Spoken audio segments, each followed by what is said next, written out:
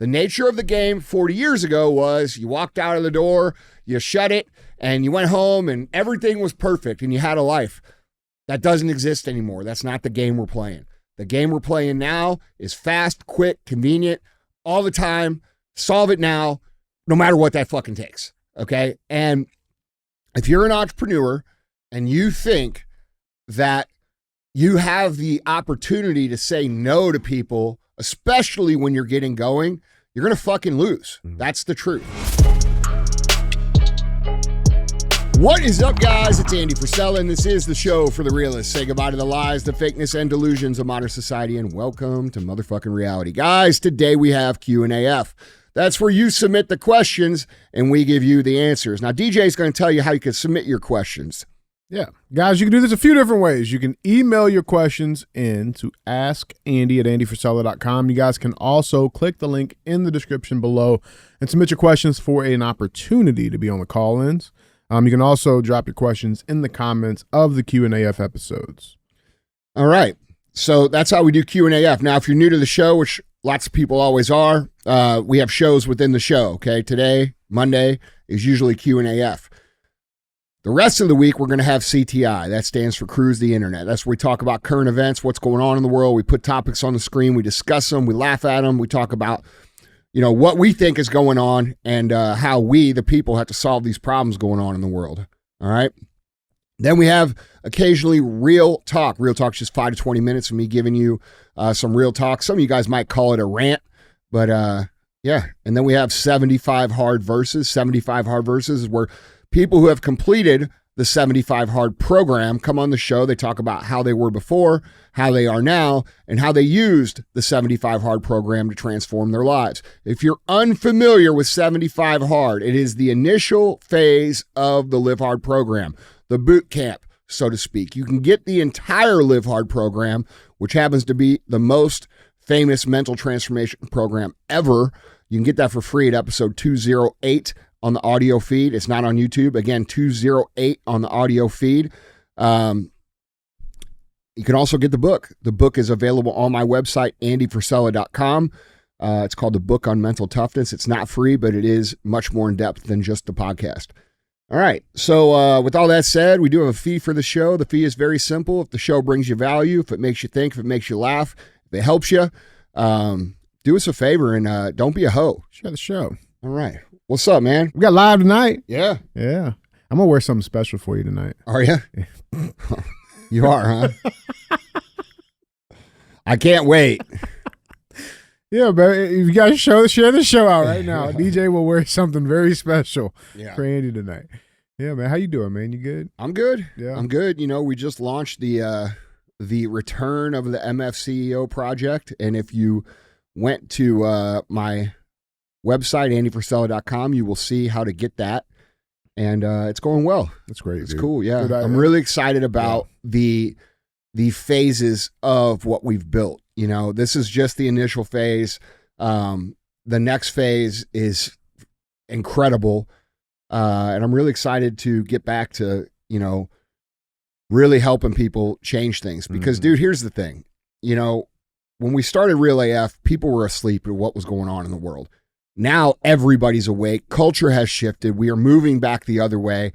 In some cases, I think a little bit too far, but that's the nature of the beast. And eventually we're going to find our place, where we're all going to feel good and culture is going to be in the right spot.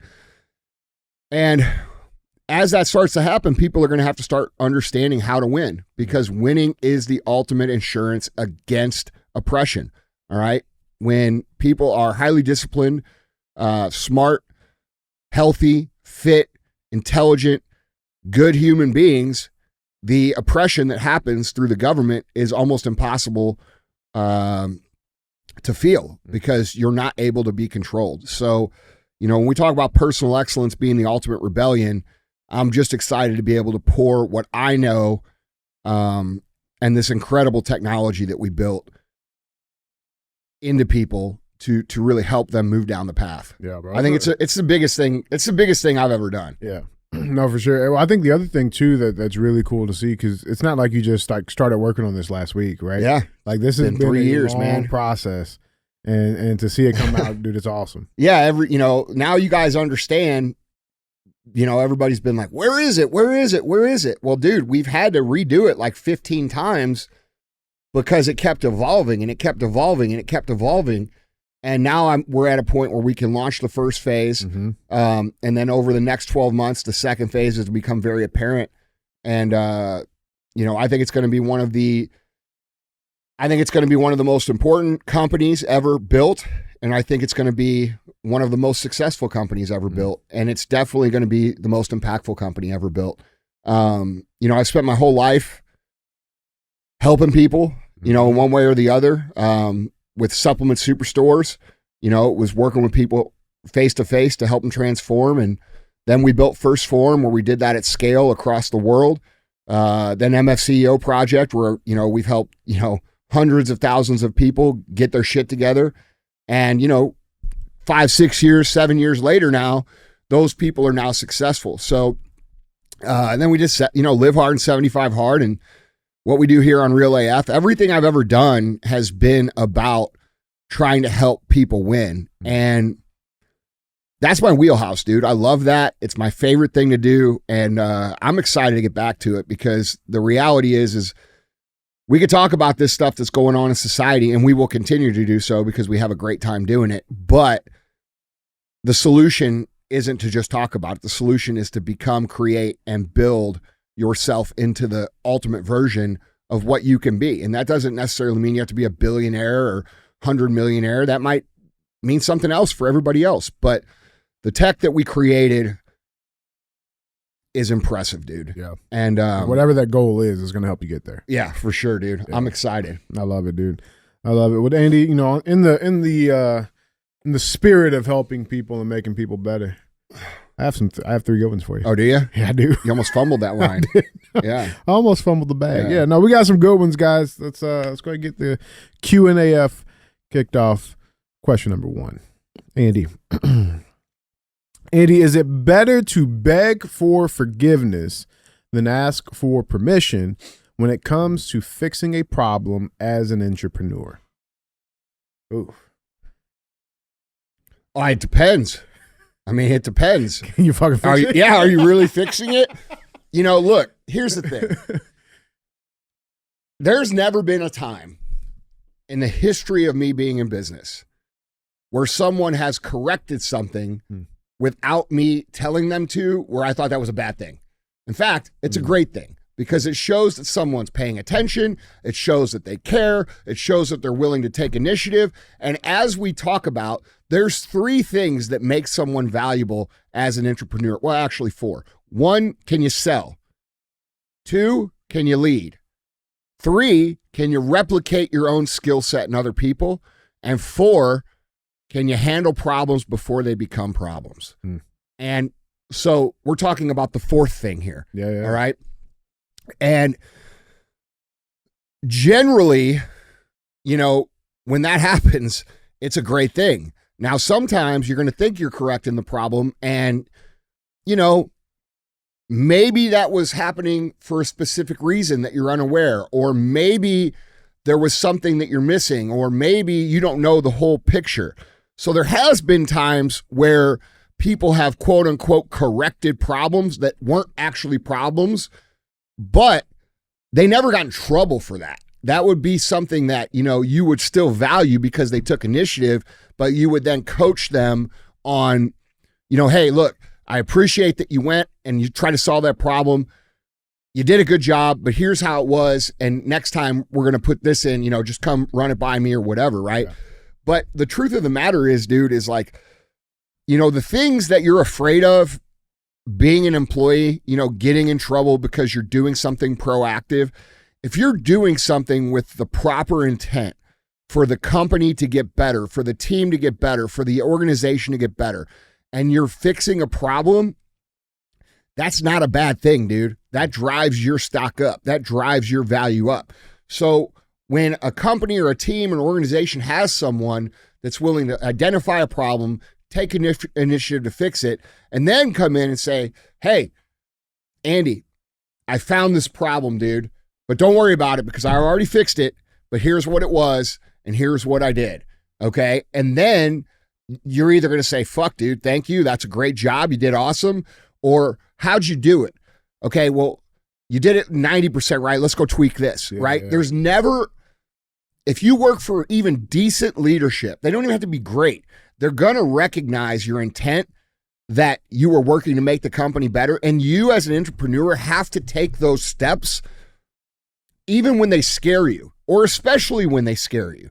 Because most people, just like most people that never like build anything or do anything in life, the reason they don't is because they're fucking afraid, dude. They're afraid of, well, what if this happens? What if that happens? What if this happens?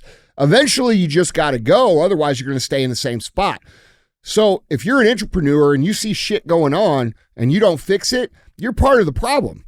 Okay. So you have to understand that these things take a little courage. You've got to step outside your comfort zone. You have to, take initiative, take ownership, fix the problem. And you're not always going to fix it perfect, but you'll learn how to fix it perfect by doing that. Mm-hmm. And people who really, get stagnant in organizations, it's not that they're not great and it's not that they're not skilled. It's that they don't ever display the greatness or the skill set because they're afraid that they might get in trouble. Yep. All right. So you have to understand that intent matters a lot. And if you really think that something is a problem and something needs to be addressed, this is not a, ask for forgiveness situation, because you're going to be celebrated for fixing the problem. You just have to make sure that you're fixing it with the interests of everybody in the company in mind, not just for your own convenience. And that's a big thing too. Yeah. I've had situations in the past where people have quote unquote fixed problems, but the problems that they fixed were not really problems. They were just ways for them to make their life easier. And that is the opposite of a good thing. Okay. And does that include problems that they also create? What do you mean? Like if I fixed this problem, but I created the fucking problem just to fix it so I can get this, like, you know what I'm saying? Yeah. I mean, I'm sure it happens. There's people that do that shit for sure. But I mean, I would say that's the, that's a small percentage. Like that's like saying, I'm not going to go outside because I might get run over. Yeah. You know what I'm saying? Like it's such a, it's insignificant talking point. Yeah. So yeah, man. I mean, look, dude, if you want to be a valuable member of an organization, your job is to identify problems and fix them before being told. And if you can do that, you're going to be that much more valuable. Yeah. Can we also touch on this too? Because, if let's say you saw a problem and an employee saw a problem, they fixed it, they brought it to the owner. Hey, look, this was it. Followed that exact plan. What should they be expecting after leaving the conversation? Right. Because I look at this and I'm like, okay, well, all right, cool. But like, now the ownership is probably going, okay, cool. Well, what else can this guy fix, right? Like, so you have to understand that as an employee, you mean your standard is raised, right? No, dude. The conversation that happens on the backside that nobody sees. Yeah. Is that what you're asking? Yeah. Okay, so that conversation, and that's a great question. I can tell you 100% of the time what that leads to on the back end that you don't see amongst your supervisors or your boss or the owner or the founder. You know what they say? Say, that motherfucker gets it. I like that guy. I like who that guy is. Okay. I have a really good, we here at First Form have a really good example of that. We have a guy who moved here from out of town who, started doing card writing and our entry level positions, and then saw a path, decided to take ownership of that path, and now has created his own little, area of promotion. We're talking about Mitch. Yeah. Okay. Oh, bro. Yeah. So, killer. Yeah, but see, like, and don't let this go to your head, Mitch, but like, because it'll ruin you. Just bleep it. No, don't. He deserves the credit. But one of the things that Mitch does very, very well is that he handles things that he thinks need to be handled. Yeah. And if they're handled improperly, he will say, I did this, and I'm not sure if it's the right thing, but I got this done. Right. Mm-hmm. And now he's one of the main guys that handles, all of our community events and promotion events for Form Energy. He's built himself, the beginning of what's going to be a very good career as long as he keeps going and not let this little plug go to his head. But he's not like that. He's not that kind of guy. So I don't have a problem praising him. So by simply doing that, he literally created a role that didn't even exist. Correct. Yeah, but that's what pushes a company forward, and that's what people don't understand. That's why one of our core values inside of our companies is take initiative. Is exactly right, because we want people to do that.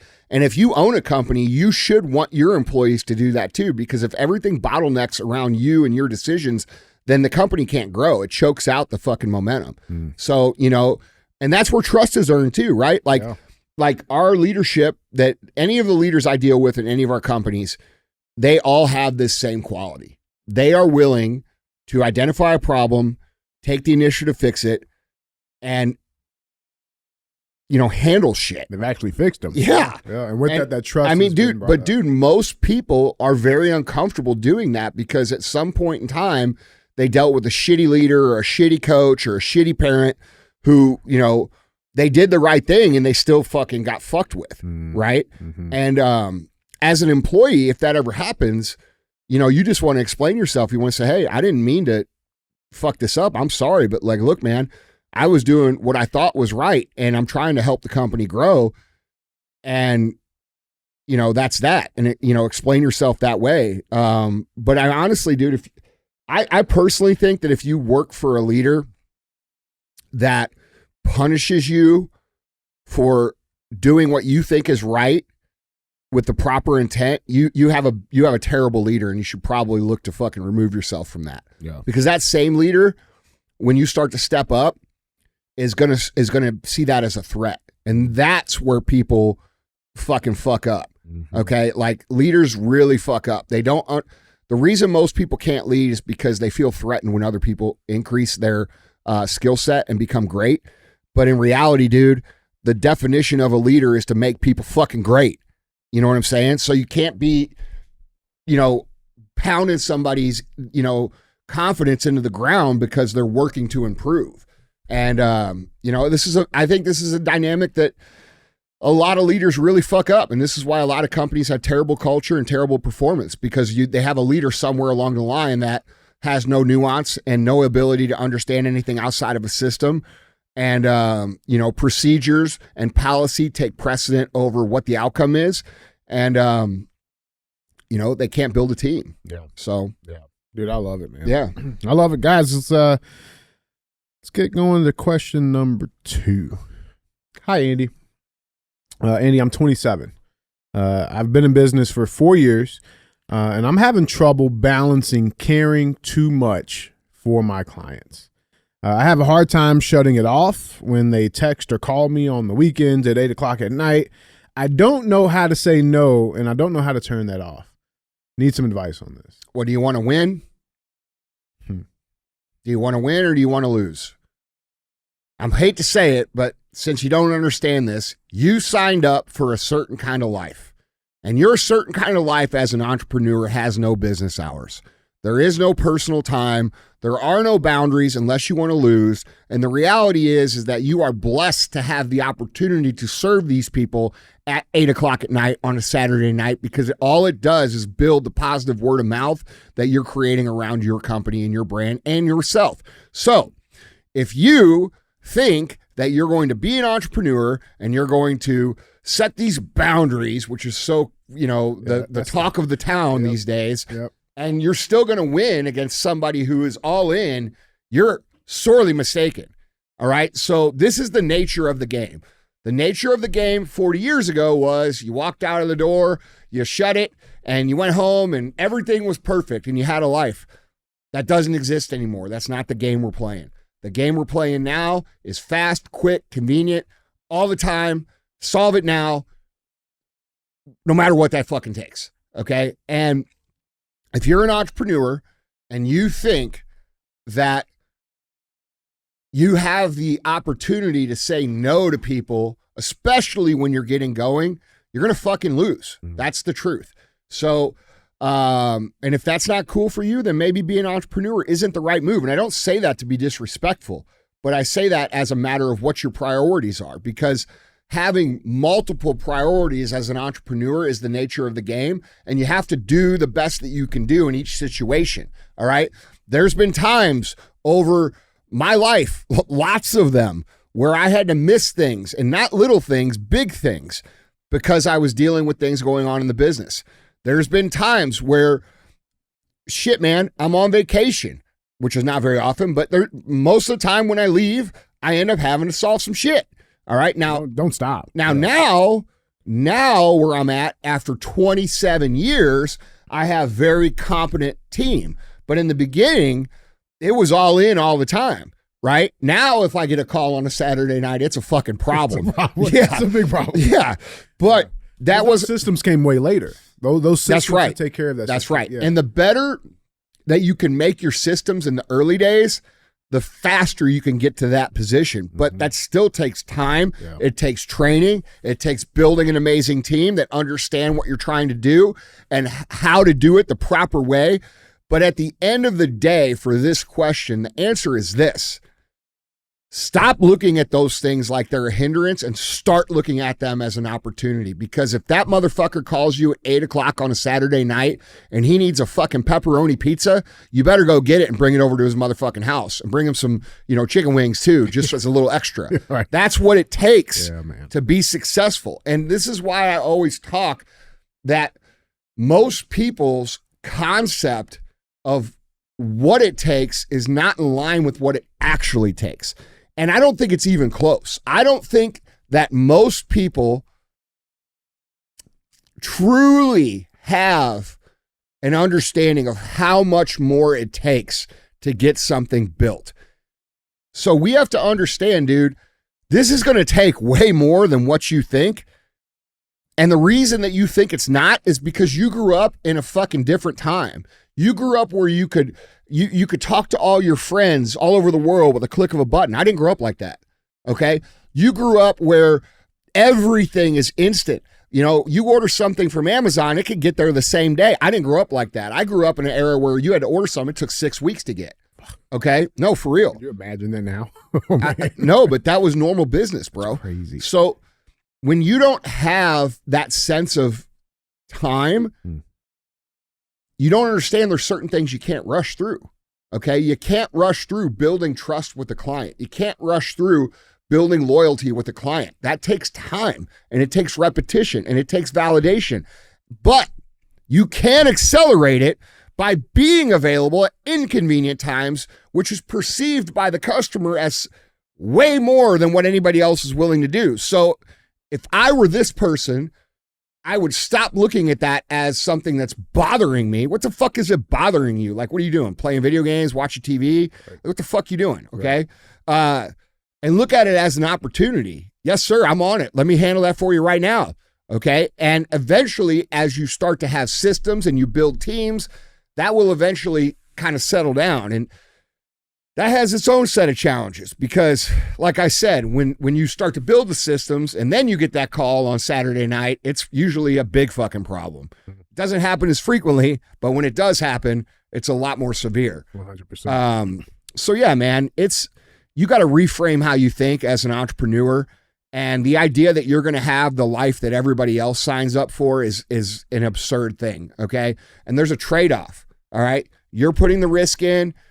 You're putting the time in, you build the company, you own the asset, you're likely making the most money. And then, people that work inside of these structures typically have more boundaries, more family time, more ability to enjoy their lives. And the more money you make, the truth of the matter, there's a lie. Here's the lie. The more money you make, the more free you are. The more money you make, the more obligations and responsibility you have. And the more you're expected to be able to handle situations that are inconvenient. So there's a trade between income and convenience that people seem to miss. Yeah. Yeah. Thinking hearing you respond to this, it also makes me think too. It's like you say this all the time. I see it on a daily basis in here, but it's one customer at a time. That's it. Right. And who I immediately thought of, talking about this, was Adam, your boy Adam.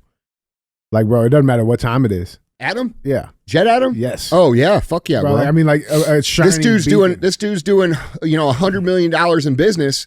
I call this dude, he brokers all my jets.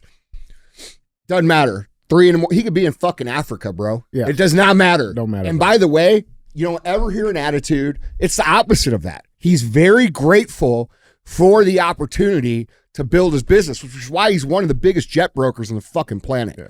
Yeah. Okay. So, and I'm sure Adam's a little bit more than 4 years in, right? Yeah. You know what I'm saying? I've been flying with him for probably 7, 8, maybe 10 years. Yeah. You know, like, and by the way, I would never fucking use anybody else, because if I call him, I get shit fixed immediately. Hey, bro, like, I got to get out of here today. All right, stand by. That's his fucking answer for everything. Stand by. Mm-hmm. What time? It's never no. It's always yes. Always yes. And that's why he fucking wins. Yeah. Yeah, I love that, dude. It's like, just certainly, I mean, you should be looking at this as a privilege. I love that. It is. It is a fucking privilege. What if nobody was calling you? Oof. What's a bigger problem? You being mildly inconvenienced, or you having no customers? You see what I'm saying? Dude, I love it, man. I love it, man. Guys, Andy, let's get to our third and final question, man. We got question number 3. Andy, how do you hold employees accountable?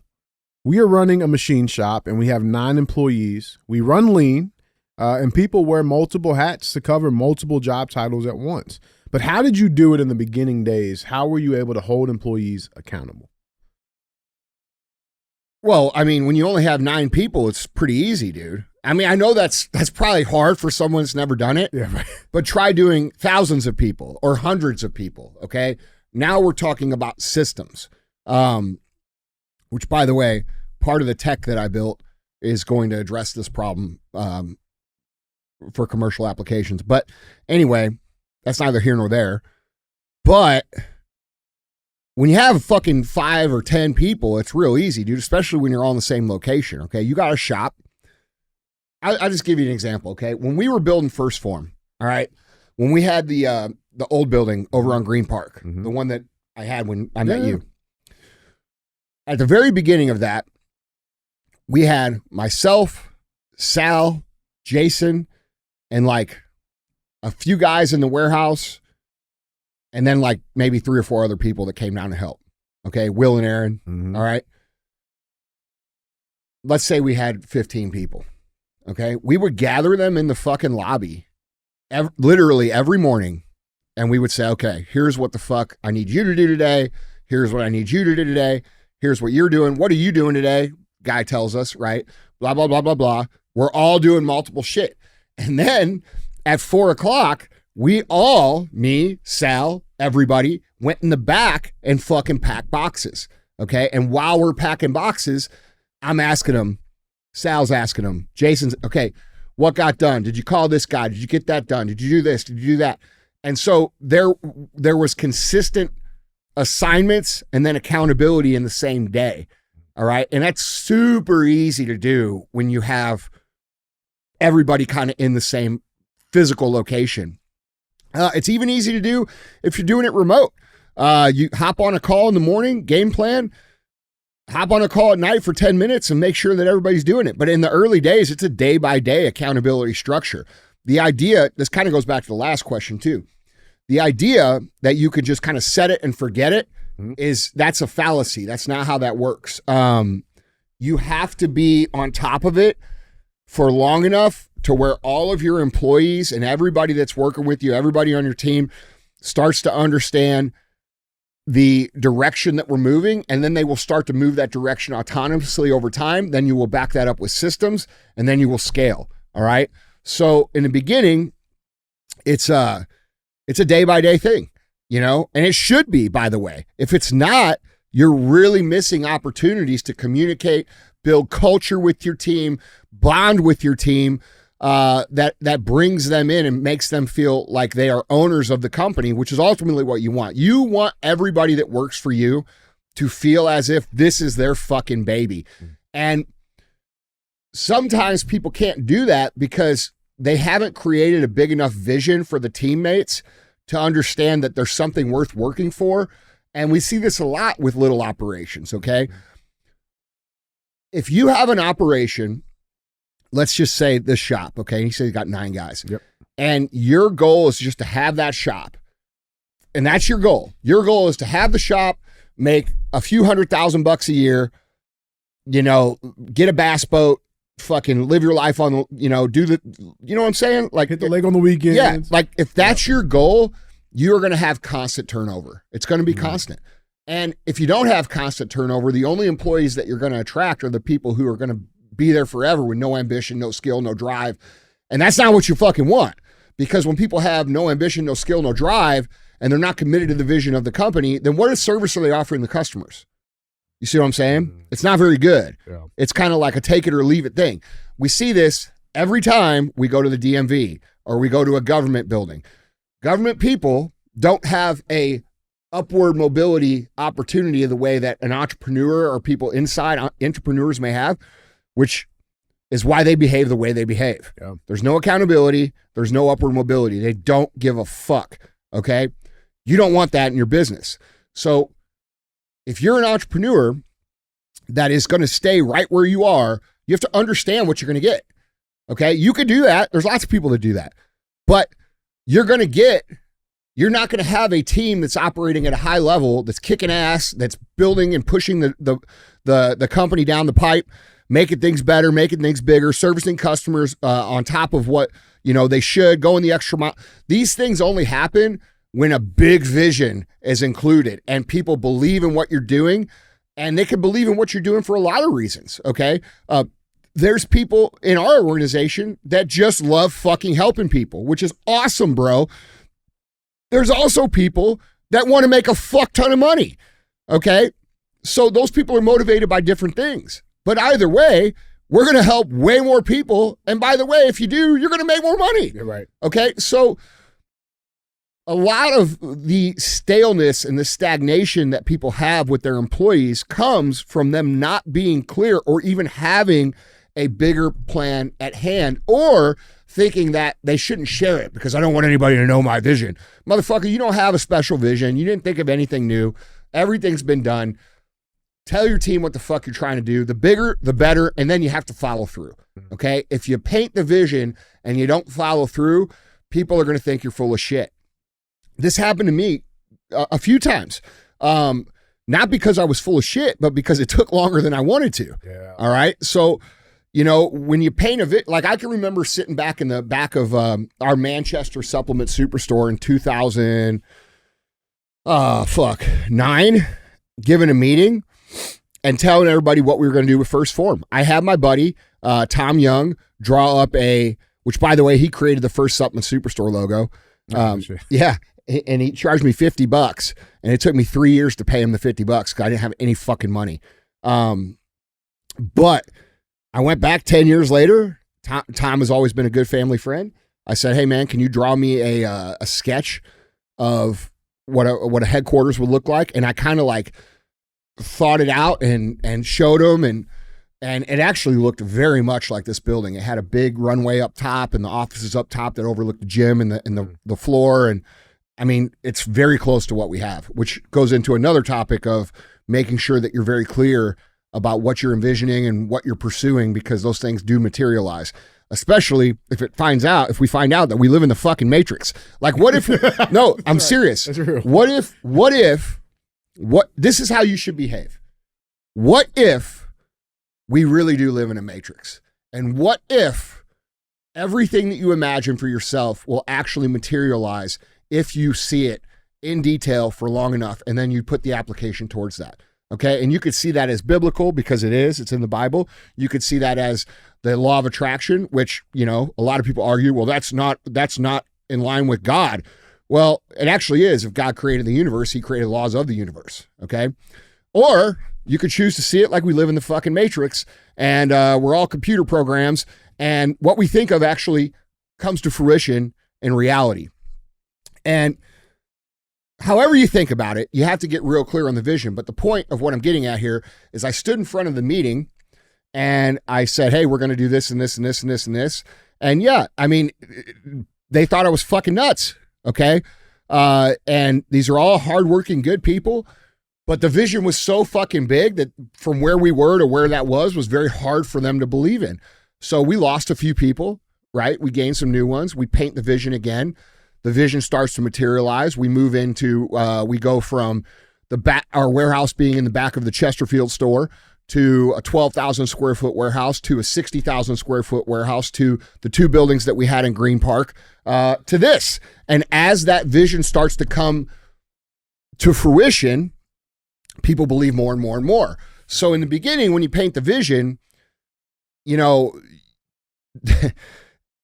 I guess what I'm saying is it's going to take longer than you think. And some people are probably going to think you're full of shit, but the right people will stick and the right people will help you build it. And when those people fucking are there, they will be there forever and they will help you crush. My best guys, our best guys, Sal's best guys. I always say, I'm not CEO anymore, but, you know, I still feel like, you know, I still feel like they are. Our best guys. Yeah, right. All right.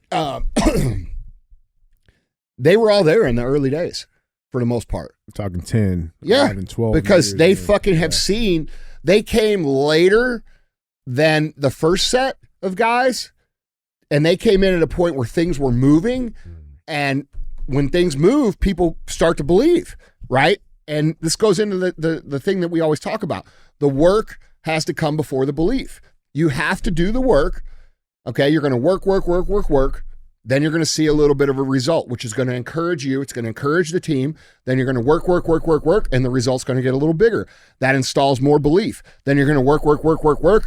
It's going to get bigger than that, which installs more belief. And then you don't have a problem convincing anybody of belief. Like when we walk into the Monday meetings that we have here and we say, hey, motherfuckers, we're doing this. There isn't people in there anymore that say, oh, well, I don't know if that's going to happen, because we followed through on everything that we said we were going to do. So, you know, sometimes things do take longer, but it's a very crucial, important thing that founders, CEOs have to understand, dude, in the early days. If you paint a big vision, you better fucking do it, okay? Because you don't want to be the guy who everybody says, oh, he's full of shit. That guy's making bullshit promises that he's not holding up, okay? And by the way, that's not cool, because maybe some of the guys on your team have bigger ambitions than you might have, and you're lying to them to get them to stay. That's not fucking cool, bro. You're fucking up their lives by saying, oh yeah, we're going to do this and this and this, and then not doing it, okay? So whatever vision you paint, it needs to be big. It needs to be big enough for the people inside your company to see themselves progressing inside of it, and then you have to do it. And if you do all those things, you're not going to have a problem with belief. But if you don't, you're going to get what you get, which is you're going to get stagnant employees. You're going to get people that don't care about your customers. You're going to get people that show up there, take their check, go the fuck home. And it's going to be a constant headache for you dealing with this situation over and over and over again. Yeah. Well, but Andy, like, okay, I do just want the lake at the, you know, the boat. That's okay. The boat at the lake. Yeah. Yeah, and I got my 9, and they're killing it, dude. So, I mean, do I really need to paint it bigger? Like, I mean, we're good, right? Like, they're killing it. Okay. What happens when those guys get hired away from some other company and get promised a bigger job? Because you're stagnant right now, because you're not growing. To think that people are going to continue to stay in a situation when they have high ambition just because you've employed them for X amount of years, that's not reality, bro. At the end of the day, people have to take care of themselves. They got to take care of their families. And your job as an entrepreneur, if you're ethical, is to create a pathway for those people to achieve that. And by the way, it's not an option if you want to build something big. It's not an option. Now, you can do that. I'm not here to tell people what they should and shouldn't do in terms of what they want. But you have to understand the trade-off, okay? If you do run an operation and you're the guy who says, hey, I want to make, you know, $200,000 a year, that's enough for me, which is not, by the way. Ask anybody who makes $200,000 a year if they feel wealthy. They don't. And you're going to get a bass boat and you're going to go to the lake and you're going to, you know, go to Wally World and all this shit. That's okay. That's okay.